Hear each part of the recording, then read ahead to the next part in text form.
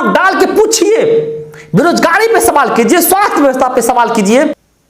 5 साल में कितना नौकरी मिला? 5 साल में स्वास्थ्य व्यवस्था का क्या हाल है? 5 साल में महंगाई कहां गया?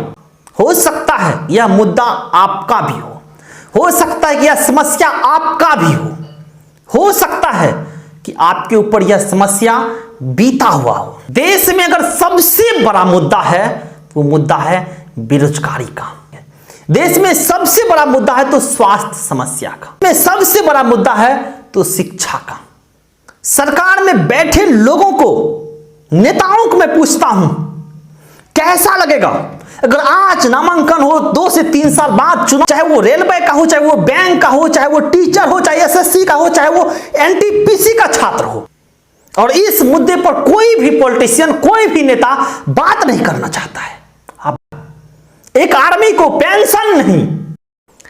नमस्कार, मैं हूं वीरेंद्र कुमार, आप देख रहे हैं नई सोच न्यूज। 2024 में लोकसभा का चुनाव है।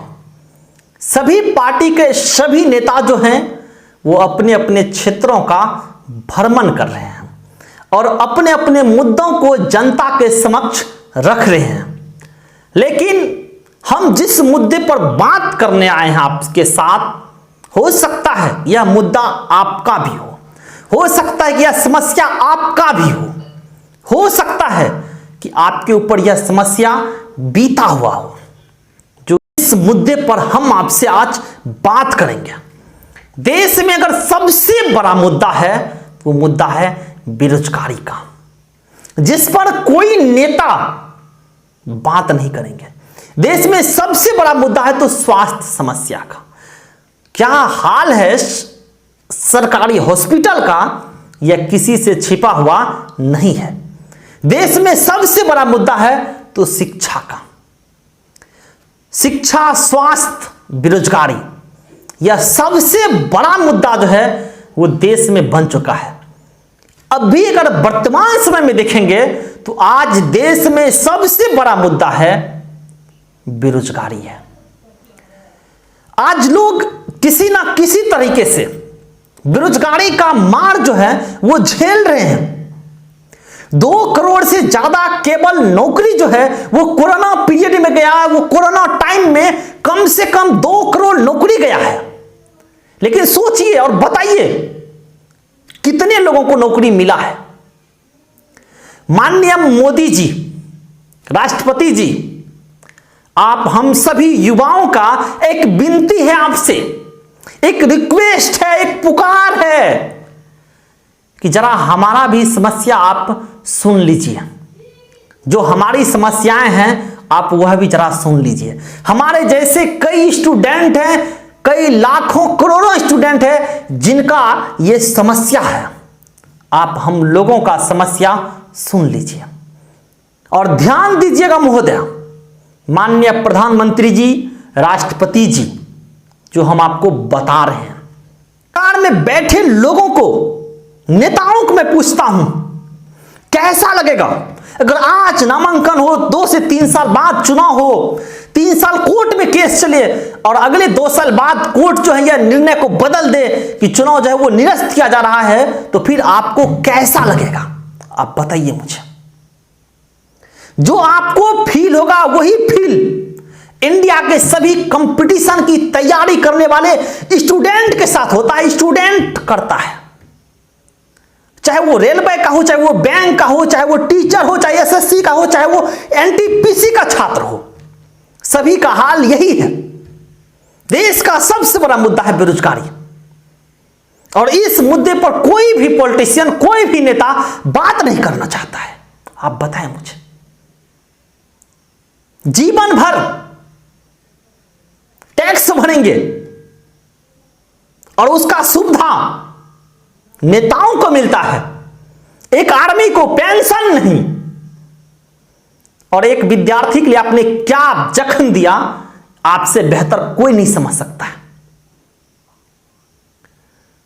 बताएं मुझे। सबसे ज्यादा अगर आप निकालेंगे रेशियो तो युवा वर्ग के स्टूडेंट जो हैं वो फांसी लगा के मर रहे हैं, क्योंकि आप अपने कुर्सी के लिए, अपने सपनों के लिए स्टूडेंट के सपनों को आप कुचल रहे हैं।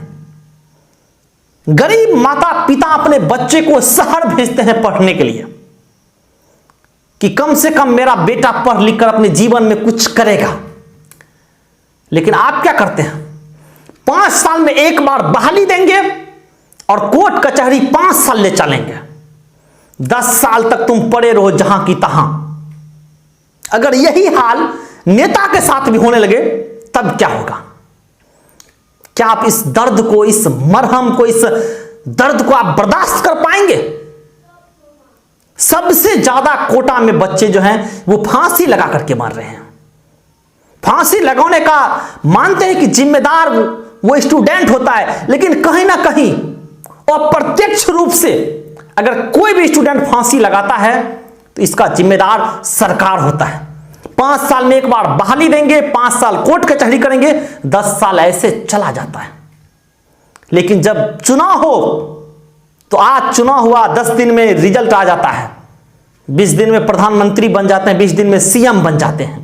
लेकिन उन स्टूडेंटों का क्या जिसके माता पिता गरीब होकर बच्चे को शहर पढ़ाने के लिए भेजे, उसका क्या? इसलिए आप सभा से मैं जो भी स्टूडेंट हैं, जब भी लोकसभा का चुनाव होगा 2024 में, आप अपने नेताओं से आंख में आंख डाल के उसके समक्ष जाकर आंख में आंख डाल के पूछिए। बेरोजगारी पे सवाल कीजिए, स्वास्थ्य व्यवस्था पे सवाल कीजिए, महंगाई पे सवाल कीजिए। पूछिए कि आपने मेरे लिए क्या किया, 5 साल में कितना नौकरी मिला, 5 साल में स्वास्थ्य व्यवस्था का क्या हाल है, 5 साल में महंगाई कहां गया। आप पूछिए उनसे, और उनके पास मुझे नहीं लगता कोई जवाब होगा। आप पूछिए। नमस्कार, आप देख रहे थे नई सोच न्यूज। आप मेरे चैनल को लाइक करें, सब्सक्राइब करें, शेयर करें। धन्यवाद।